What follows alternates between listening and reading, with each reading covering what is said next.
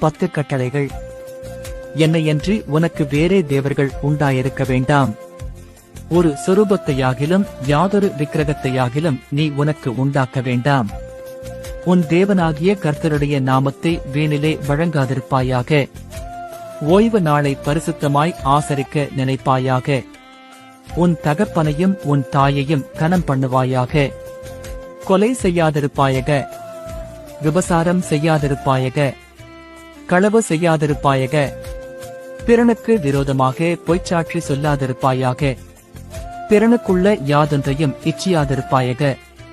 பிரதான கற்பனை, உன் தேவனாகிய கர்த்தரிடத்தில் உன் முழு இருதயத்தோடும் உன் முழு ஆத்துமாவோடும் உன் முழு பலத்தோடும் உன் முழு சிந்தையோடும் அன்பு கூர்ந்து, உன்னிடத்தில் நீ அன்பு கூறுவது போல பிறனிடத்திலும் அன்பு கூறுவாயாக. Download ShareChat.